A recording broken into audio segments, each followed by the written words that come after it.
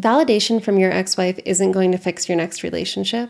It certainly won't stop you from ending up back in this situation again. But understanding the basic rules that govern human relationships and communication will. My clients keep asking me when they learn this, they keep saying, Rachel, why don't we learn this stuff in school? And honestly, I don't know. We should learn it in school. If we did, you probably wouldn't be divorced right now. It might be too late to save this marriage, but it is not too late to save your next relationship. So grab a pen and some paper and take some notes because this is important and I hope you'll hear it.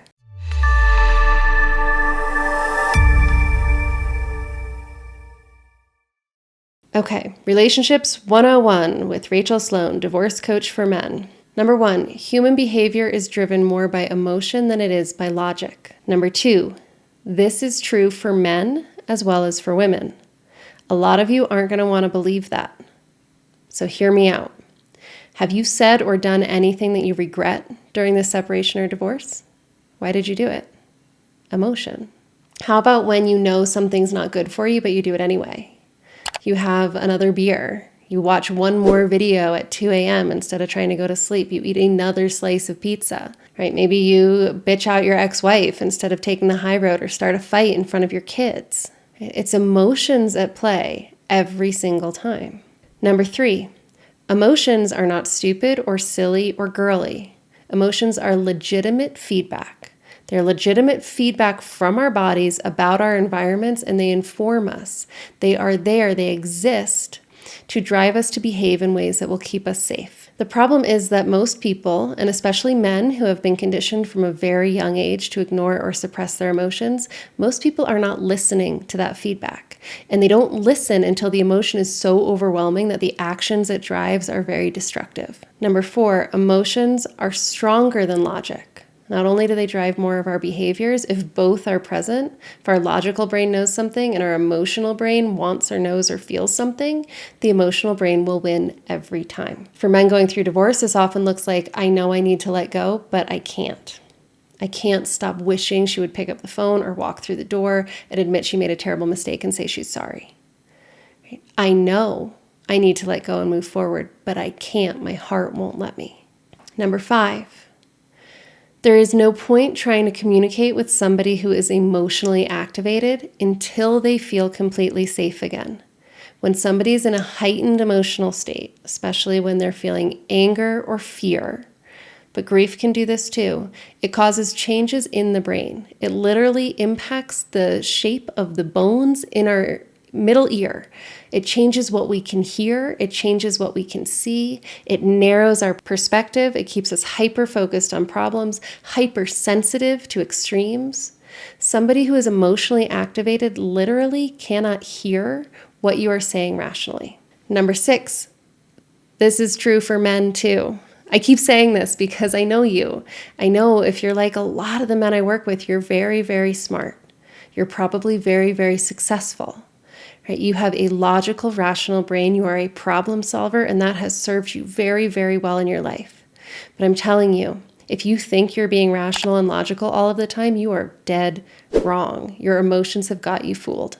Think about it. Is it logical to wake up at 3 a.m. with a racing heart and images of your ex-wife having sex with another man in your mind?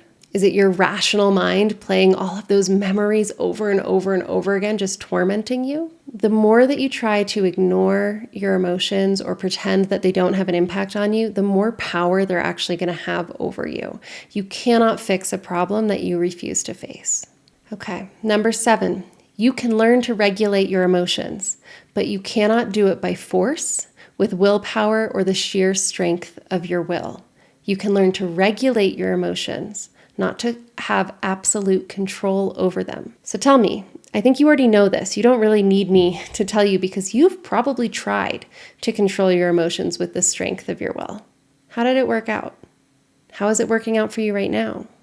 And the last point number 8, is that because emotions are stronger than logic, talking can only help so much.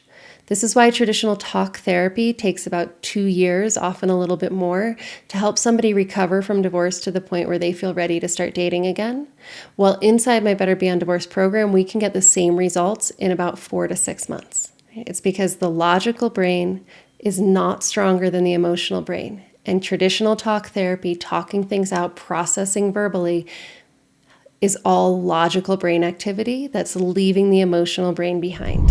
I've met a lot of men like you. You're doing all of the right things. You're in therapy, you're going to support groups or divorce care, you're watching Eckhart Tolle and Mel Robbins on YouTube, and you're reading all of the personal development books. But you're still waking up at 3 a.m. with your heart racing and thoughts of your ex-wife in your mind that won't stop. You are working too hard at this to still be going into a cold sweat at every kid drop-off. Comment the word change on this video and I will send you a free divorce recovery training that will change your life. Guys, I have a confession to make. What I've shared with you so far is not actually that life-changing secret that you should have been taught in school that would prevent your divorce, but it is the foundation of knowledge that you need to experience that secret, because that secret is experiential. It's really powerful. It's the thing that made one of my clients say, wow, Rachel, practicing this for 1 week has helped me more than 10 years of CBT therapy. But it's not something I can just explain to you in a YouTube video. It is something that you have to feel. It's something that you have to do inside yourself and experience it. And once you feel it, everything I just shared with you is all going to click into place, and it's going to change the way you see other people, the way you see yourself, and the way you show up in your relationships. You needed this baseline from this video to understand how emotions work and how much power they have over you and her and anyone that you're in relationship with.